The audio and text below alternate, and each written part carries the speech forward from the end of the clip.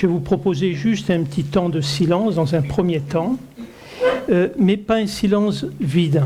Le but de ce silence qui va être sur le thème de la soirée, c'est-à-dire de pouvoir dans ce silence faire une petite introspection de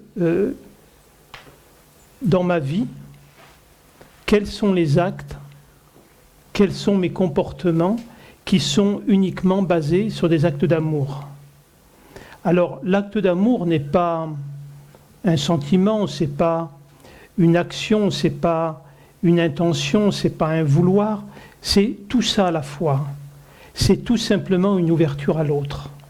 Donc, par rapport à ça, c'est de regarder dans ce silence si véritablement vous êtes dans l'ouverture à l'autre.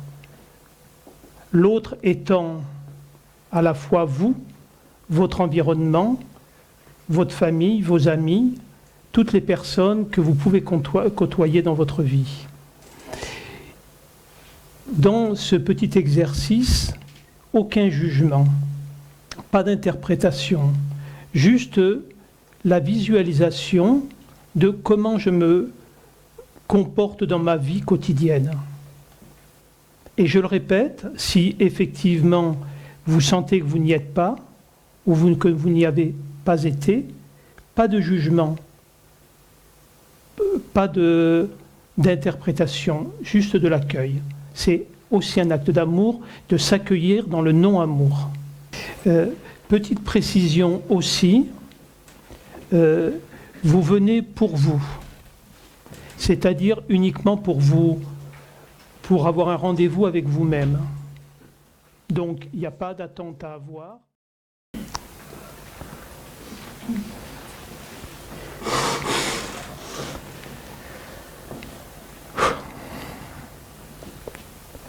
L'énergie de la pièce n'est plus de la même nature. Quelque chose s'est transformé, et en se transformant, ça me permet que ma voix reprenne reprenne sa place. Parce que dans ma manière d'être, je suis dans un système très empathique, donc ce que je ressens est l'énergie du groupe. Et effectivement, l'énergie du groupe l'est encore, mais beaucoup bloquée au niveau de la gorge, c'est-à-dire le centre de l'expression. C'est-à-dire que beaucoup d'entre vous, vous avez des choses en travers de la gorge que vous avez du mal à libérer. Le sujet, qui est un sujet qui est complexe, dans ce terme « seul l'amour guérit », je me suis interrogé quand j'ai reçu cette phrase et j'en fais quoi? Parce que l'intitulé est très porteur, on sent qu'il est juste. Seul l'amour guérit. Pourquoi seul l'amour guérit? Pour une raison tout simple, c'est qu'il n'existe rien d'autre. Il n'y a pas de contraire à l'amour. L'amour est. Tout se manifeste à partir de l'amour. Quand on regarde les actes des hommes, que ce soit les personnes qui soignent ou qui veulent guérir, pourquoi y a-t-il cette intention? À partir du moment où effectivement le schéma égotique de la personne a disparu. Comment se fait-il qu'une femme accepte de souffrir pour enfanter? Pourquoi des personnes sont prêtes à mourir dans des guerres imbéciles au nom de croyances ou pour défendre des causes?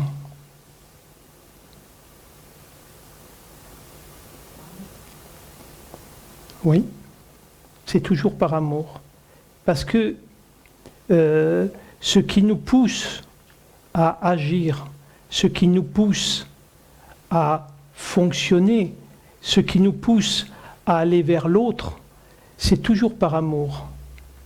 Mais malheureusement, cet amour-là, qui est pur à l'origine, passe par une multitude de filtres. Et du fait de passer par des filtres, il est perverti et il est surtout récupéré par le moi-je, ou plus exactement l'ego. L'ego qui est cette personnalité qui a le sentiment d'être une entité individuelle, a besoin de survivre. Il se sent seul, effectivement, face au monde. Donc il est obligé de se défendre. Il est obligé de trouver des moyens pour combler ses manques, pour combler ses peurs, pour assouvir ses besoins de réussite, ses besoins de pouvoir. Et effectivement, il rentre en lutte par rapport à l'autre.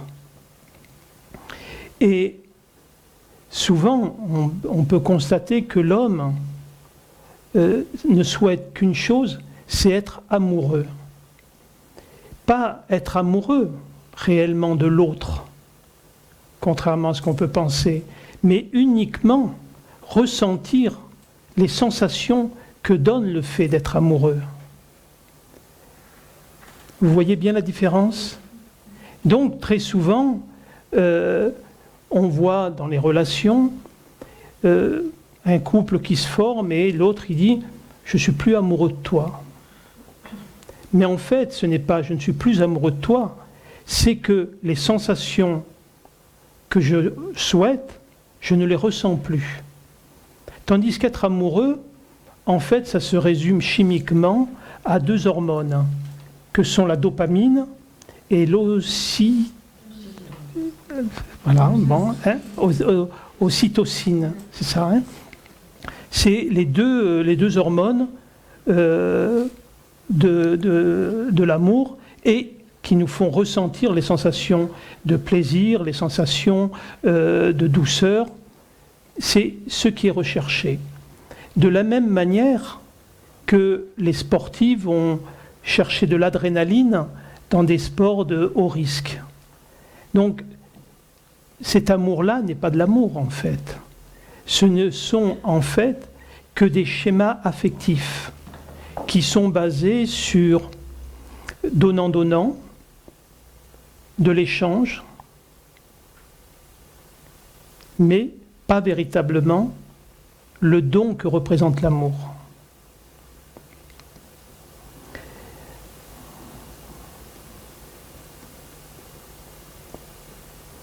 L'amour, c'est véritablement se revenir à notre état, comment dirais-je, le mot, l'état premier. On peut retrouver réellement l'amour dans son état juste à la naissance d'un enfant, le regard qu'une mère porte sur son enfant. C'est d'ailleurs pour ça que très souvent on peut constater que la femme a une capacité à aimer qui est beaucoup plus forte que chez l'homme. Parce qu'il y a ce don de la souffrance qui est donné pendant l'accouchement dans le seul but, effectivement, de donner la vie.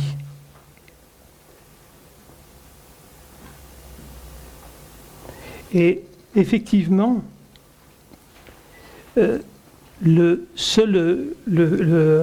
comment dirais-je, seul l'amour peut guérir réellement, peut guérir d'une manière plus générale les guerres, la misère, les souffrances, les maladies. Tout peut être guéri par l'amour. Et la confusion qui est faite très souvent, c'est de croire que par des actions ou par des actes, le monde pourrait aller mieux. Le monde pourrait changer, se transformer. C'est un vœu pieux, hein, bien évidemment. Mais si l'on regarde dans l'histoire, si on regarde dans les siècles qui se sont écoulés, rien n'a réussi. Le monde n'a jamais été en paix. Le monde a toujours été dans la barbarie, dans la violence, dans le rejet, dans la misère, dans la souffrance. Tout a été essayé. que ce soit la religion, mais on a malheureusement tué plus de monde au nom de Dieu qu'au nom du diable. Les révolutions n'ont servi qu'à supprimer une classe pour qu'une autre prenne la place. La politique, on peut voir sur cette planète, que ce soit le marxisme, que ce soit toute la politique, ça n'a jamais amené une amélioration chez l'homme. La science n'a toujours été tournée que vers un profit, jamais pour le bien-être de l'homme. On fait plus de recherches sur des armes de destruction massive que sur vraiment des traitements médicaux qui pourraient amener la guérison. Médicalement, on ne cherche pas à guérir, on cherche à traiter. C'est-à-dire qu'effectivement, on va trouver des traitements qui vont permettre à des industries pharmaceutiques de s'assurer des bénéfices colossaux. La spiritualité, on voit ce qu'il peut y avoir dans la spiritualité, les déviances, et en fait, même la spiritualité n'amène pas véritablement vers le bonheur, mais elle nous amène très souvent dans la restriction. On doit s'éloigner de l'argent, on doit s'éloigner du plaisir, on doit s'éloigner du vouloir, on doit s'éloigner de tout, soi-disant pour être plus heureux. Il est évident que moins j'ai de choses, moins je vais souffrir du risque de les perdre. Je ne fais que souffrir du fait de ne pas les avoir. Donc, ce qui veut dire que on est confronté à une problématique majeure. Comment faire, étant donné que tout a été essayé?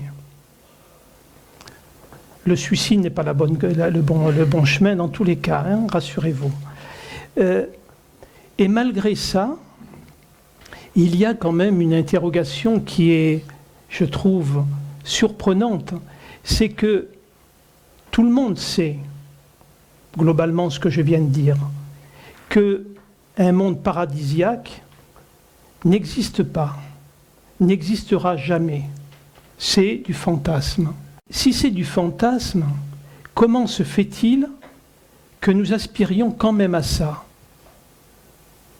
Et pour moi, c'est la question cruciale, et la réponse est cruciale.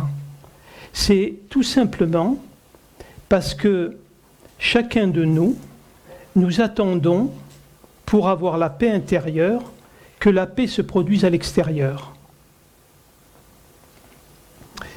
Ce qui est compliqué, c'est que ce qui se passe à l'extérieur, le monde tel qu'il est, nous en sommes individuellement et collectivement tous responsables.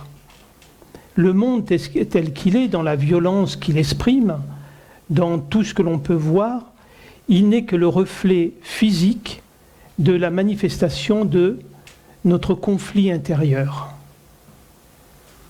Notre conflit intérieur, comme je l'ai parlé, ce sont les peurs, ce sont les manques, ce sont nos fragilités, c'est nos peurs face à la vie, face à l'autre.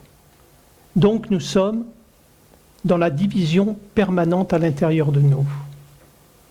Cette division permanente, on la retrouve exactement à l'extérieur. Si l'on regarde comment fonctionne le monde, avec une véritable honnêteté, on va s'apercevoir qu'à l'intérieur de nous, on fonctionne exactement de la même manière. La bonne nouvelle, c'est qu'on ne l'a pas choisi. Notre nature humaine est comme elle est. Nous sommes structurés de cette manière-là et nous pouvons vivre qu'à partir de là. Donc, encore une fois, par rapport à ce que je viens de dire, ça signifie qu'il n'y a pas de solution. Qu'en pensez-vous? Ne me répondez pas, quand je vous dis qu'en pensez-vous, surtout, ce n'est pas une question pour qu'il y ait une réponse intellectuelle. Parce que la réponse intellectuelle va clore très vite le débat. Il va y avoir un bon concept qui va être exprimé. Celui qui va l'avoir exprimé pensera qu'il a exprimé une phrase intelligente. Ce qui est vrai en plus. Non, c'est vrai. Mais, et alors je crois que tout le monde ici sait que être heureux, c'est vachement plus agréable que d'être malheureux. Est-ce qu'une seule personne ici, ça lui a permis d'être heureux de savoir ça? Hein? Non, hein? On est bien d'accord. Donc c'est pas ça. Ah, vous attendez des réponses, hein? Mais si j'avais les réponses, le monde il serait différent. Il ne l'est pas. Mais mon monde à moi est différent, par contre.